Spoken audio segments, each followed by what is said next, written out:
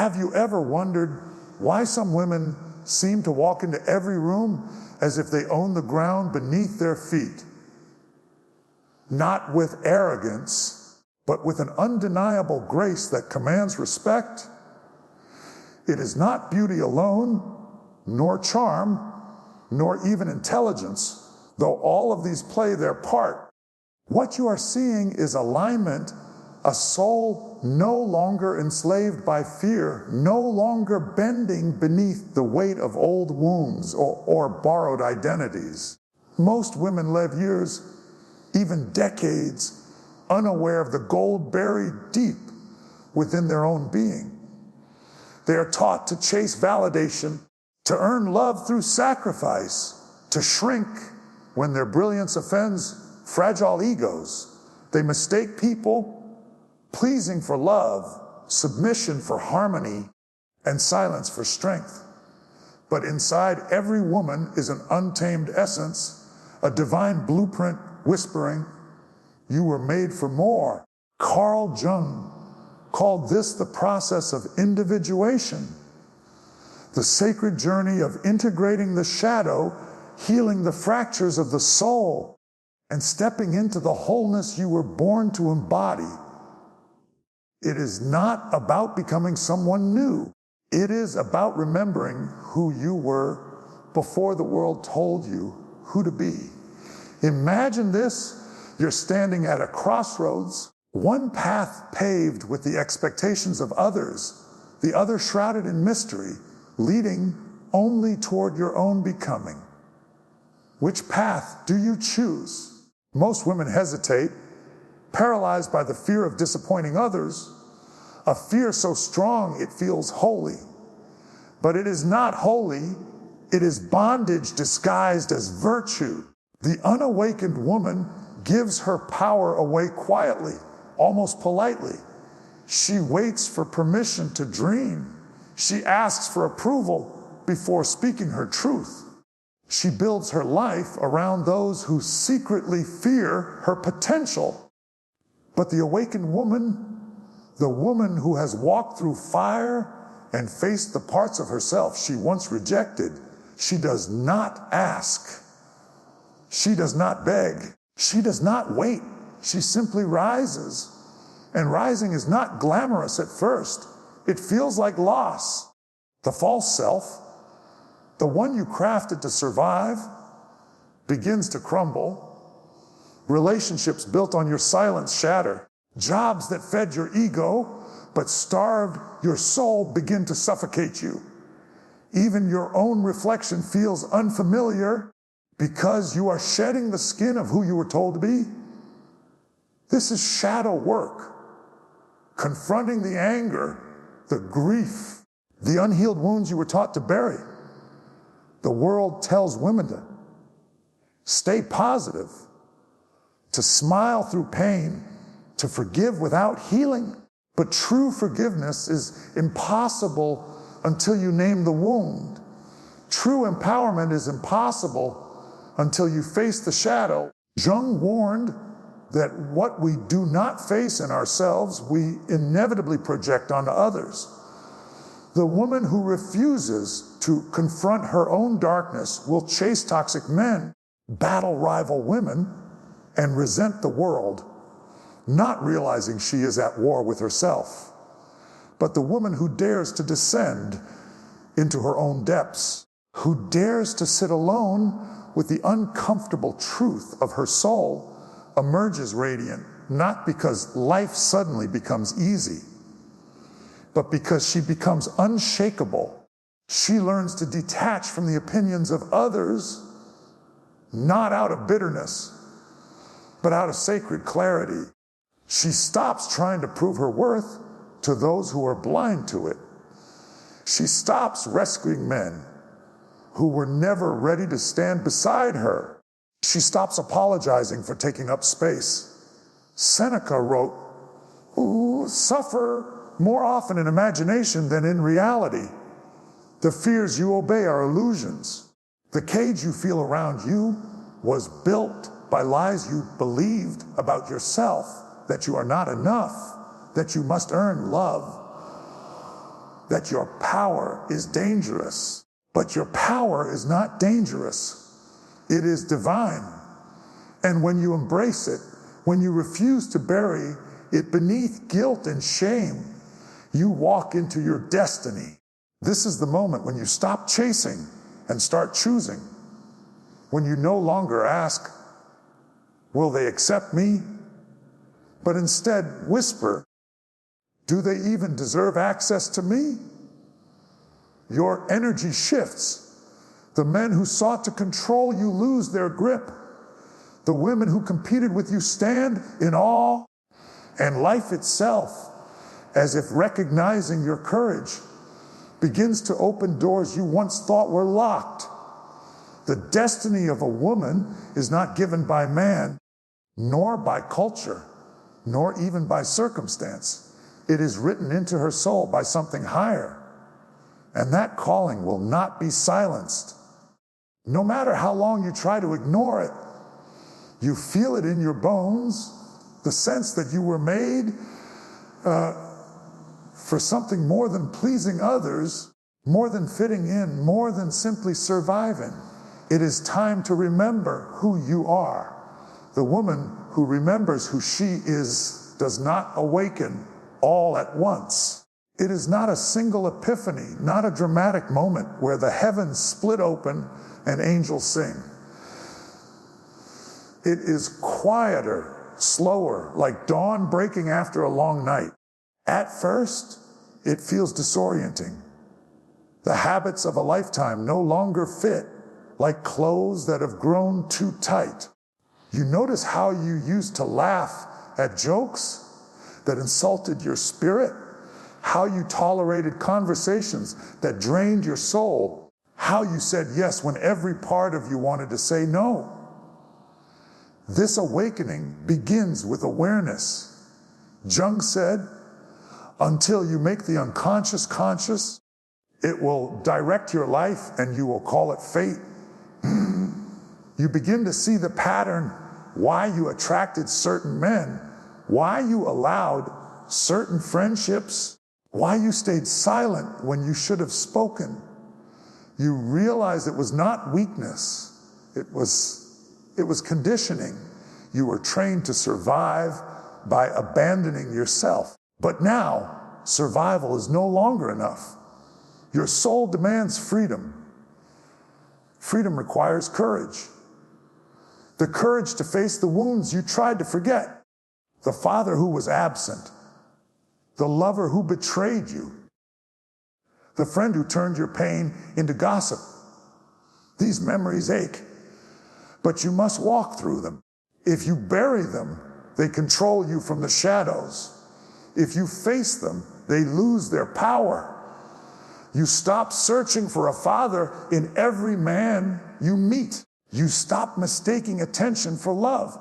You stop letting guilt masquerade as loyalty. As you heal, the dynamics of attraction shift. Men once drawn to your compliance will find your strength intimidating.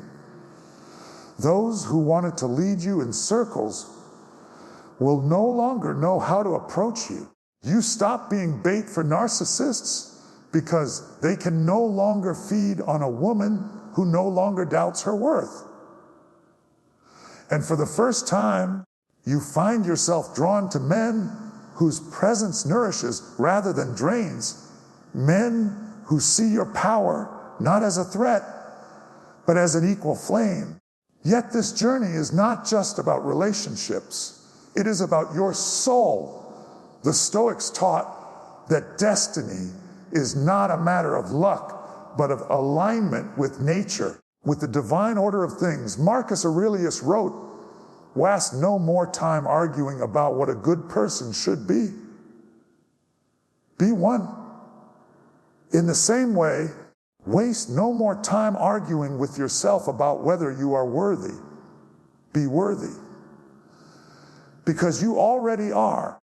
Walk as though the ground beneath you was built to hold your steps. Speak as though your voice carries the weight of truth, because it does. The woman stepping into her destiny learns to embrace solitude At first, it feels like loneliness, but soon it becomes sanctuary. Alone, you begin to hear your own voice again, the one that was drowned out by expectations and noise. You begin to see how much of your life was spent proving yourself to people who were never even paying attention. You stop chasing the mirage of enoughness and realize you were already whole. This transformation is not loud. There is no applause. In fact, it may feel like rejection. Friends may call you different, as though it were an insult.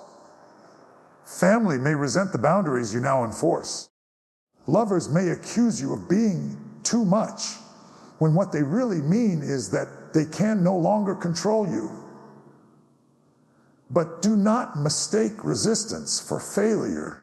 Resistance is proof that the old world you built is collapsing, making room for the life you were meant to live.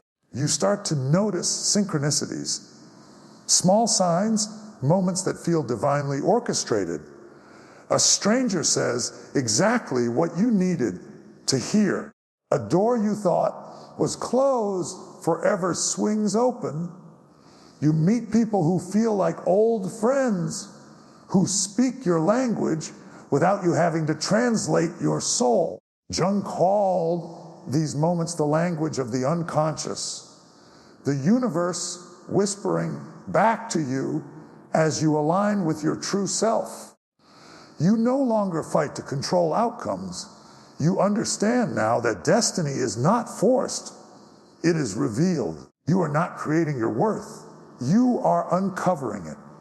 And in that uncovering, your energy changes.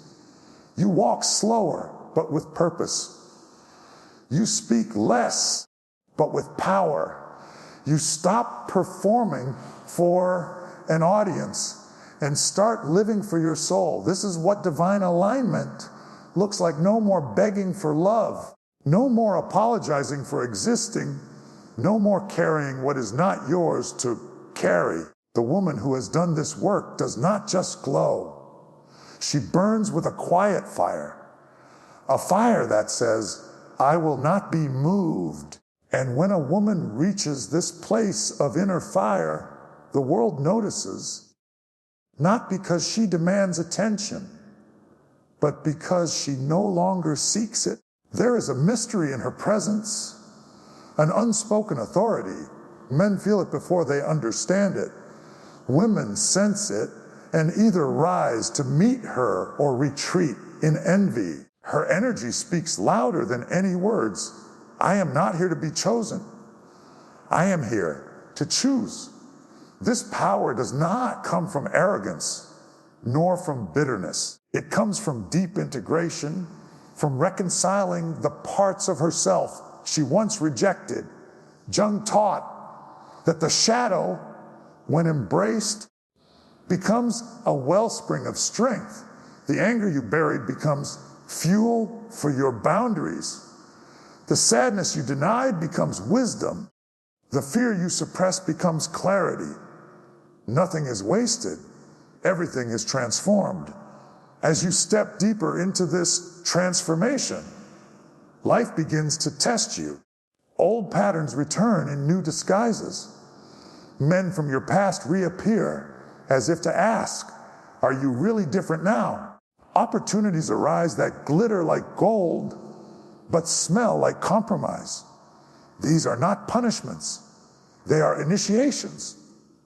The universe is asking you to prove, not to others, but to yourself, that you will no longer betray your soul for temporary comfort. This is the crucible of divine destiny. The Stoics called it amor fati, the love of faith. It is the willingness to embrace not just the joy, but the struggle, the loss, the moments of uncertainty as sacred steps in your becoming. Epictetus wrote, do not seek for things to happen the way you want them to. Rather, wish that they happen as they do happen, and your life will flow well. When you live from this place, even pain becomes purposeful. You begin to see that your destiny was never about climbing someone else's ladder or fitting into someone else's mold. It was always about uncovering the divine architecture within you. Every heartbreak was chiseling away what you are not. Every disappointment was carving space for what you are meant to hold. Every betrayal was teaching you where not to place your trust. And then, almost without realizing it, you shift. You no longer chase outcomes. You stop begging life to give you what you think you deserve and instead become worthy of it in silence. You cultivate your mind, your soul, your craft. You invest in yourself with the devotion you once gave to others and life, as though sensing your unshakable spirit begins to respond. Doors open not because you pushed them, but because you walked in alignment with who you were always meant to be. The man who once would have taken your heart for granted now feels small in your presence. The career you once doubted you could handle now feels like a natural extension of your gifts. The dreams you once thought were too big now feel inevitable because you have become the kind of woman who can hold them.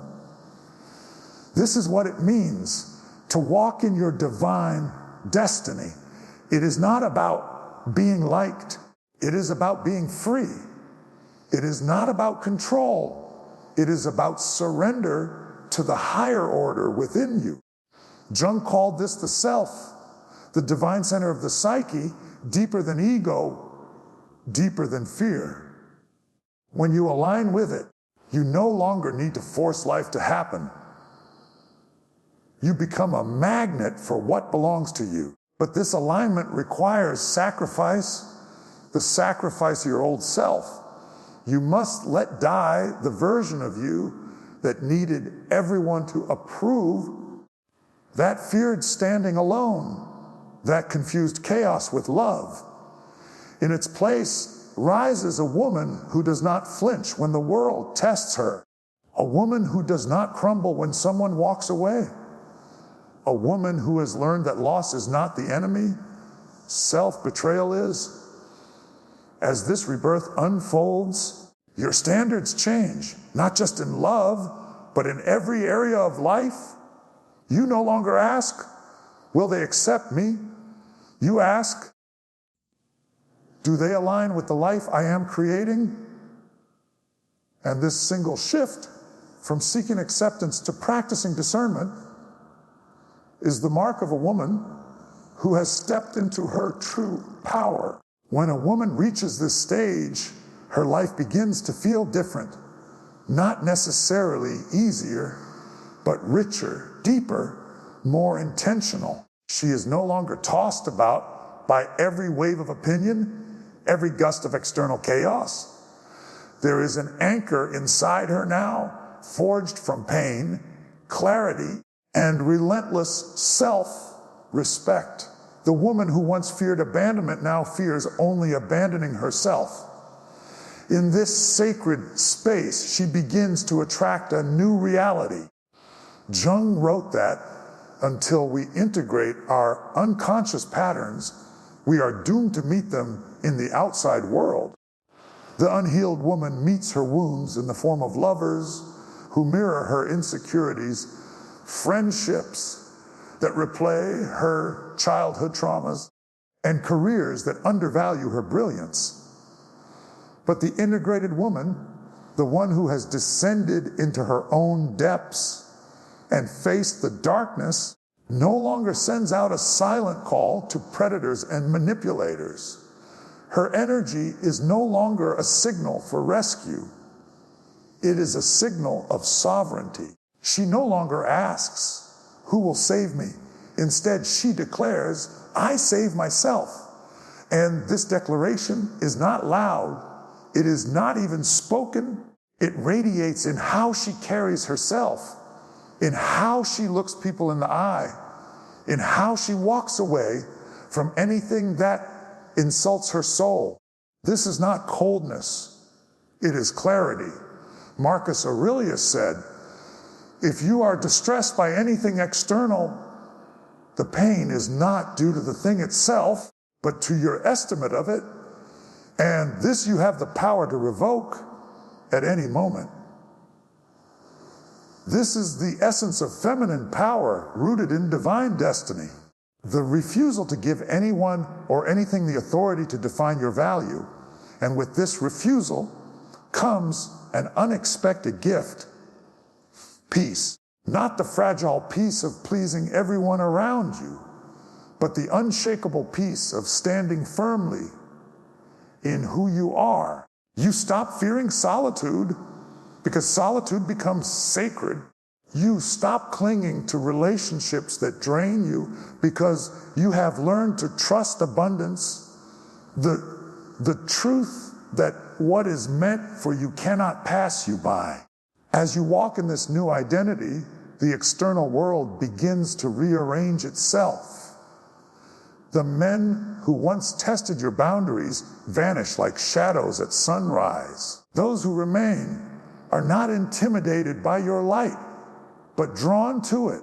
Opportunities that once seemed out of reach appear as though they had been waiting for you all along. And you finally understand that you were never chasing your destiny. You were becoming the woman capable of holding it. But the final step is not triumph. It is surrender. The Stoics knew this well. True freedom is not found in controlling the world, but in mastering yourself. Epictetus said, freedom is the only worthy goal in life. It is won by disregarding things that lie beyond our control. When a woman internalizes this truth, she stops trying to manipulate outcomes and starts living in alignment with her soul. She no longer needs to prove her worth to those who cannot see it. She no longer wastes energy convincing others to stay. She no longer fears what will happen if she chooses herself. This surrender is not weakness. It is strength at its highest form. It is the quiet confidence of a woman who knows that destiny does not require desperation. And then comes the shift, subtle but seismic. You are no longer chasing love, success, or recognition. You are no longer auditioning for roles in other people's stories. You become the author of your own life, guided not by fear or ego, but by purpose. You stop asking, will they choose me? And start asking, do they align with what I am building? In this space, everything changes. You become magnetic, not because you are trying to be, but because you are fully yourself. You embody the archetype of the sovereign woman, the one Jungian psychology calls the self, realized feminine.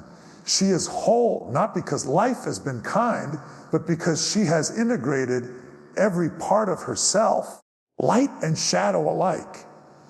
This is what it means to discover your true potential and walk in your divine destiny. And now, a calmness settles where once there was constant unrest. This is not complacency. It is mastery. You no longer measure your worth by how others respond to you.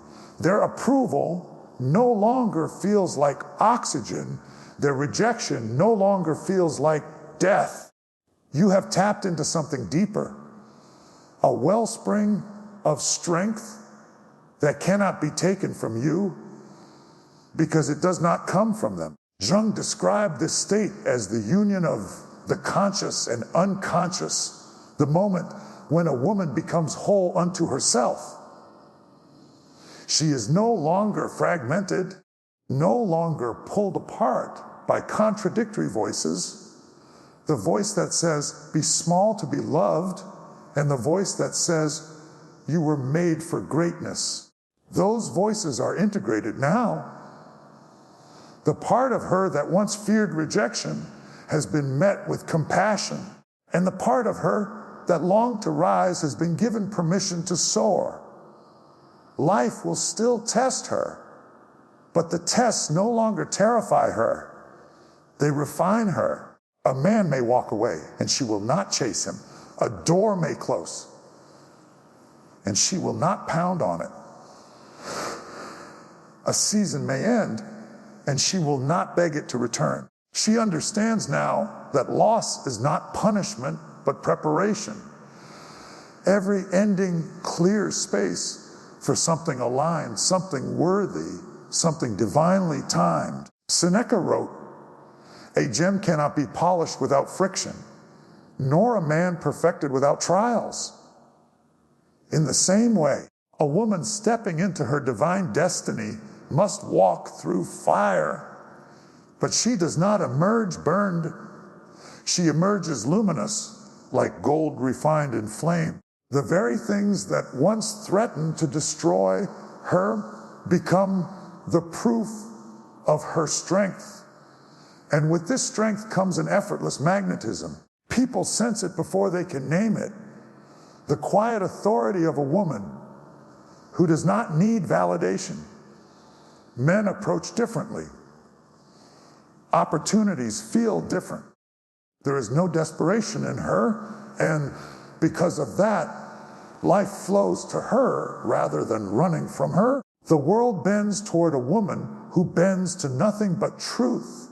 This is the rebirth, the sacred moment when you realize your worth was never lost, only hidden beneath fear and conditioning. You stop asking permission to be powerful. You stop waiting to be chosen. You understand that you are not here to fit into someone else's plan. You are here to walk your own divine path. And that path does not require apology. The feminine spirit in its fullness is not weak, nor is it harsh. It is radiant, disciplined, magnetic, and deeply compassionate, but no longer foolish. It gives freely, but never at the expense of its own soul. It loves deeply, but never at the cost of self-respect. It nurtures, but never tolerates abuse disguised as love. This is individuation. This is destiny unfolding. This is the transformation that no one can take from you, because it was not given by them. It was carved by your own courage, your own willingness to look inward when the world told you to look outward. It was born from every sleepless night, every tear shed in silence, every time you rose after falling. And when you arrive here, truly here, the noise of the world fades. You no longer fear being misunderstood because you no longer need to explain yourself. You no longer chase affection because you have become love in its purest form. Love that flows first to yourself, then outward to those worthy of it. You walk lighter. You speak with conviction. You choose not from fear, but from clarity. You do not cling, you allow. You do not force, you attract. You no longer live in reaction to the world. You live in alignment with your soul. The woman who knows her worth doesn't chase. She chooses.